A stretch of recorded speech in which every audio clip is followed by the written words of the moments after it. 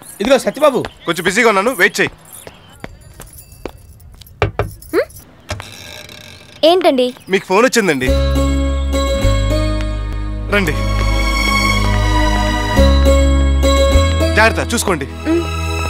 సత్యబాబు ఒక నిమిషం వెయిట్ చేయమన్నానా? జాగ్రత్త ఎక్కండి, తప్పకుండా. మాట్లాడండి. హలో, రాణి చెప్పవే, ఏంటి సంగతులు? కూర్చోండి.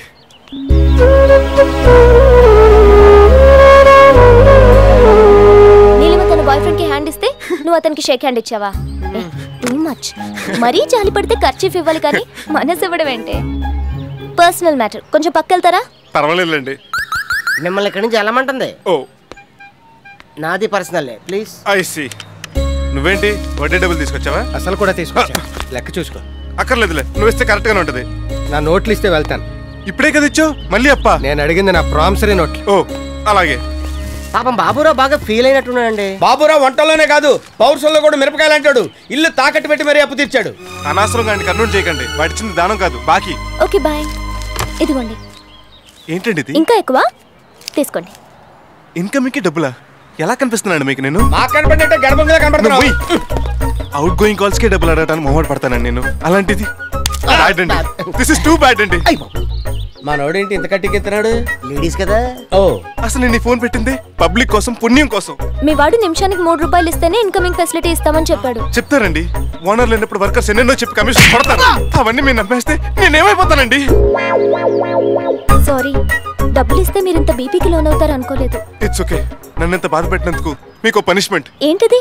ఇక మీద మీరు ఇన్కమింగే కాదు, అవుట్ గోయింగ్ కాల్స్ కూడా ఫ్రీగా చేసుకోవాలి, కాదనకూడదు. Okay, thank you. వస్తాను. మంచిదండి.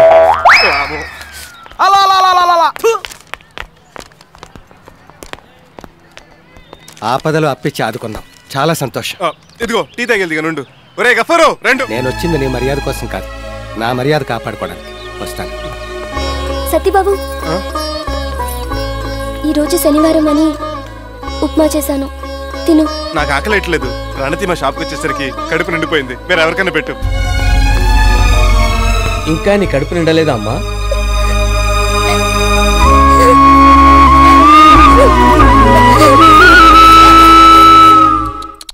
అలాగా పాపం, మీరేం బాధపడకండి. హైటెక్ సిటీలో మీ సైటు పోదు, ఫ్యాబ్ సిటీలో మీ థియేటరు పోదు. ఓ 25,000 పంపించండి, నేను ఆపుతాను. అలాగే. ఎవరది? నేనే. మీరా? రే గపూరు సార్ వచ్చారు, సర్కట్రా. అలాగే సిట్రా. ఏంటి అలా డల్గా ఉన్నారు? రాత్రంతా నిద్ర లేదు. ఏ రాత్రి ఇక్కడి నుంచి ఇంకెక్కడికైనా వెళ్ళారండి? రాత్రి టయాన్ని మిస్ అయిన బెంగతో రాత్రి అంతా నిద్ర పట్టలేదురా. చూడు కళ్ళు ఎలా వాసిపోయినాయో. పారిపోకుండా ధైర్యం చేసి ఉండాల్సింది.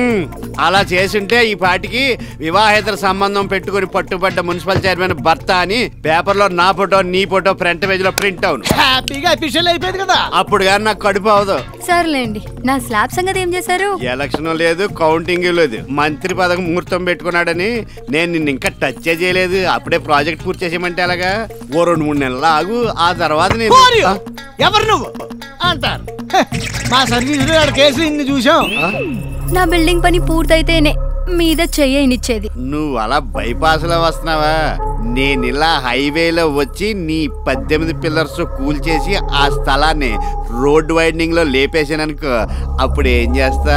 ఇలాంటి రిస్కులు వస్తాయనే నా జాగ్రత్తలో నేనున్నాను. గపూరు, సార్కి ప్రివ్యూ చూపించు. అలాగే. ఏం సినిమా? మంగతాయారు టిఫిన్ సెంటర్ వారు సమర్పించిన చైర్మన్ మొగుడి రాసలేరు తారాగణం ఒట్టు భాస్కర్ రావు మంగతాయారు. కథ, మాటలు, screen play, direction Kapoor. Latest cinema first copy ఇప్పుడే వచ్చింది. ఇది ఎప్పుడు తీశారు? రాత్రి షూటింగ్ అయిందండి. ఈ క్యాసెట్ ని ఈటీవీ 2 కో 2 కాపీలు, టీవీ 9 కో 9 కాపీలు తీసిచ్చాననుకో.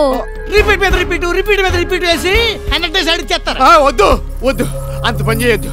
ఆ క్యాసెట్ ఏంటి రోడ్ వైండింగ్ లో నా సైట్ ని లేపెత్తవా? ఏయ్, నేను నా 14వ ఏటే హోటల్ ఫీల్డ్ కి వచ్చిందాన్ని. నా సర్వీస్ లో నీలాంటి గొట్టంగాళ్ళని ఇంత మందిని చూసాను. నిజం అనుకున్నావా? జోకేసానంతే. రేపు ఈ పాటికి నీ స్లాబ్ పని పూర్తి అయిపోదు. హలో, కంచికిచర్ల దామోదరం హార్డ్వేర్ షాపేనండి? నేను బొడ్డు భాస్కర్ రావుని. 1 లారీ సిమెంటు, 4 లారీల కంకర, 6 లారీలు ఇసుక, ఓ 50 మంది తాపి మేస్తులు, ఓ 100 మంది కూలీలు తెల్లారేసరికల్లా మనం మంగతయారు సైట్ లో ఉండాలి. డబ్బులా? డబ్బులు టీవీ నేను అడుగుతాను. వద్దు, నేను నిన్ను కాదు వద్దంటే నువ్వు పంపించే, నేను ఇచ్చేస్తానులే డబ్బులు. మరి మెటీరియల్ అరేంజ్ చేసాను, ఆ క్యాసెట్ ఇచ్చేస్తే అప్పుడేనా? ఇంకా బోల్డ్ డిమాండ్స్ ఉన్నాయి. ఏంటి? అదే IT park, airport, ring road లో స్థలాలు పోగొట్టుకునే బాధితుల అప్లికేషన్లు, ఇవన్నీ నువ్వు ఆపాలి. అసలు ఆ ప్రాజెక్ట్ ఉంటే కదా ఆపడానికి. అంటే అదే వాళ్ళ దగ్గర డబ్బులు దబ్బడానికి అయ్యొస్తున్నాయి ఇయ్యొస్తున్నాయి అని బిల్డప్ ఇస్తున్నా అంతే. అమ్మ నా బొడ్డు భాస్కర్ రావా, నీ దగ్గర చాలా సెగలు ఉన్నాయి. సర్లే కానీ ఈ మ్యాటర్ ఎక్కడ లీక్ చేయకు, మా బిజినెస్ దెబ్బతింటది.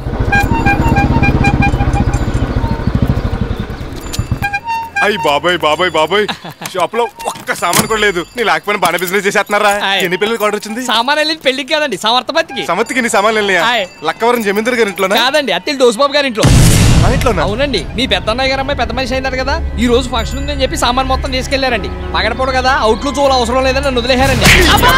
బట్టి కట్టడానికి ఆడెవడో, ఇవ్వడానికి మీరెవరు?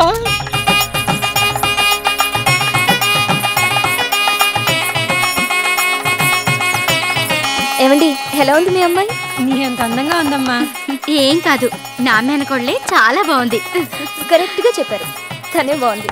అక్క, అక్షంతలు ఎక్కడ పెట్టావు? బియ్యం డబ్బా మీద ఉన్నాయి చూడు.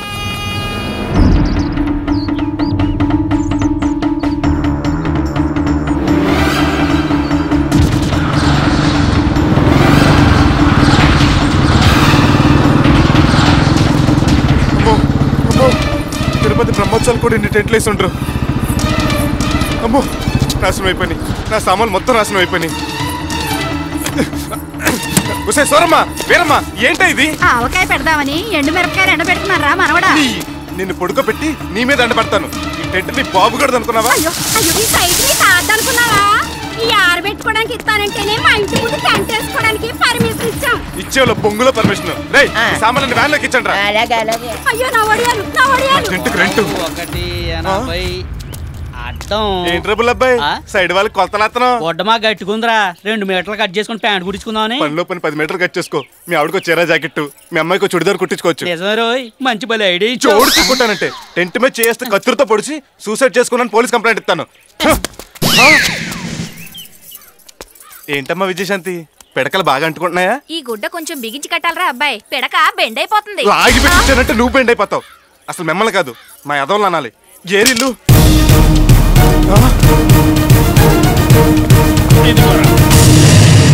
అన్నగారు, ప్యాకెడుకుంటానికి కుర్చీలు కంఫర్ట్ గా ఉన్నాయా? సూపరు.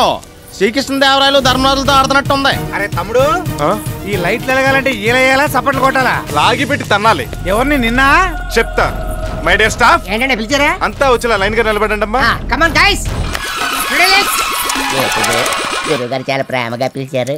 ఏర్పాట్లు గట్టి చేశాం కదా, మెచ్చుకొని టీకి డబ్బులు ఇస్తారేమో. ఏనాన్నా, నాకు తెలియకుండా సామాన్ తెచ్చిందే కాకుండా దగ్గరుండి చక్కగా అమర్చి పెడుతున్నారా? మీ అబ్బా చిన్నడా, లైట్లు వేయరా? ఇవాళ తంతానే ఉండు, నీళ్ళు చుట్టాలు పిలుచుకొస్తా, అందరు చూస్తారు. ఏది ఏమైనా నీ లైట్లే లైట్రా. నీ తొక్కలో సర్టిఫికేట్ నాకేం అక్కర్లేదు. ఎవరు పర్మిషన్ అడిగి తెచ్చేవి సామాన్లు? అదేంట్రా, ఒంటి దురదడితే గోడ పర్మిషన్ కోకుంటామా? మన ఇంట్లో ఫంక్షన్ కదా మన షాప్ నుంచి తెచ్చాను. మన షాప్ కాదు, నా షాప్ అది. ఈ సామాన్లన్నీ మన బాబు సంపాదించింది కాదు. ఎద్దుల సత్యబాబు ఎల్కేజీ ఇండిపెండెంట్ గా సంపాదించుకుంది. తమ్ముడు, సొంత ఇంట్లో ఫంక్షన్ కూడా చూడకుండా ఏంట్రా నువ్వు పరాళ్ళు వచ్చి గొడవ చేస్తున్నావు? ఆడు కూతురు నీ కూతురు కదా? కాదు, వాడు కూతురే. నా సామాన్లు నా సామాన్లే. ఏంటో ఇక్కడ కూడా చూస్తున్నారు. మొత్తం సామాన్లు ప్యాక్ చేసి బండ్లకి ఇచ్చండి. ఒక్క గ్లాస్ మిస్ అయినా వాసిపోతుంది. అలాగే. ఫంక్షన్ ఖర్చంతా మా మామగారు పెట్టుకున్నారా? నా తరఫున కనీసం ఈయన లేకపోతే పరువు పోద్దిరా. ఊరంతా టెంట్లు వేసి పట్టపగల లైట్లు వేస్తే పరువు వచ్చేస్తుందా? ఆయన డబ్బులు తీసుకోకుండా ఊతున్న టెంట్ లేయడానికి నేను నాన్న ధర్మరాజునే కాదు. నీకు మాకంటే మనీయే ముఖ్యం ఏంట్రా? 100% డౌట్ పెట్టుకోకు. రేయ్, సామాన్ త్వరగా ఇచ్చండి. ఆగండి. వేసేయమంటారండి? నన్న మీ బామ్మరిదనండి. గట్టిగా విన్నాడంటే నిన్నే వేస్తాడు. నీ రెంట్ ఎంతో చెప్పు, నేను ఇస్తాను. 25,000. కన్సెషన్ ఏమైనా ఉందా? 30 చేసుకో. ఇంగ్లీష్ అర్థం ఉంది. వద్దులే, మొదటిదే ఖాయం చేసుకుందాం. ఇందాక ఆ మిల్లోడు ఇచ్చిన 25,000 ఎలాగి? ఆ దేవుడు ఎలా ఉంటాడని ఎవరైనా అడిగితే మా బావలా ఉంటాడని చెబుతాను నేను. అనురాగం ఎలా ఉంటుందని ఎవరైనా అడిగితే నేను కూడా అదే చెప్తాను. బా అంతలా చెప్పక్కర్లేదు గాని ఈ ఇల్లు నాకే అమ్ముతా అని అగ్రిమెంట్ రాయండి, అప్పుడే డబ్బులు ఇస్తాను. ఏంటి ఇచ్చేది? మా బ్రదర్స్ నెల క్రితం ఇల్లు నాకు అమ్మినట్టు అగ్రిమెంట్ రాసి ఇచ్చారు. అమ్మని ఇల్లు నీకే అమ్ముతాం బావా, నా దగ్గర దొరికిన కడగలా గోకేశారు. ఒరేయ్, నా డబ్బులు నాకు తిరిగి ఇవ్వండి. రిజిస్ట్రేషన్ అవగానే నీ దగ్గర ఇచ్చేస్తాం బావ. ఇలా ఎంతమందికి చేశారు? భలే ఐడియా ఇచ్చావే. ఏంటండి ఇది, ఇల్లు అమ్మేశారా? అవునే, వాస్తు బాగాలేదంట. నువ్వుంటే ఏం బాగుంటది? బాగా జోక్ చేస్తున్నాడు. ఛీ, ఇన్నాళ్ళు మీరు తాగినా తిరిగినా గుట్టుగా ఇంట్లో పడున్నాం. ఇప్పుడు ఆ ఇల్లే అమ్మేసి ఎక్కడుంటావని? కావాలంటే ఇక్కడే ఉండొచ్చు, అద్దిచ్చి. ఒరేయ్, నీకు అసలు బుద్ధుందా? సొంత అన్నలను కూడా చూడకుండా వాళ్ళ దగ్గర ఇల్లు కొంటావా? నేను కొనకపోతే మ్యాన్ కొట్టేయడానికి రెడీగా ఉన్నాడు. యాండి, మీరు నాకు ఒక మాట కూడా చెప్పకుండా. నేను కొనాలనుకున్నది నా కోసమా? మీ నాన్నగారు కట్టించిన ఇల్లు కాబట్టి ఆయన జ్ఞాపకార్థం ఓ మ్యూజియం చేద్దామని. మీ తప్పే ఉందిలేండి. దీనికి చెప్పమ్మా. వీళ్ళకి బుద్ధి ఉండాలి గాని. నోరు లెగుతుందంటే ఎక్కువ మాట్లాడితే చెయ్యి చెప్పు కూడా లేస్తుంది. ఇవాళ ఇల్లు అమ్మేశారు, రేపు మమ్మల్ని అమ్మరని గ్యారంటీ ఏంటి? అమ్మితే కొనేసుకోవడానికి మీరైనా కనిపిల్లలేటే పిల్లల తల్లు. ఫారినర్స్ కూడా ప్రిఫర్ చేయరు. కాంటాక్ట్ చేశాడు. బేరం దొరికితే అమ్మేసేవాడే నువ్వు. ఇలాంటి బోగ్గాలతో సంసారం చేసే బదులు మొగుడు చచ్చాను అనుకుని పుట్టింట్లో పడి ఉండడం బెటర్. ఛీ, పదా.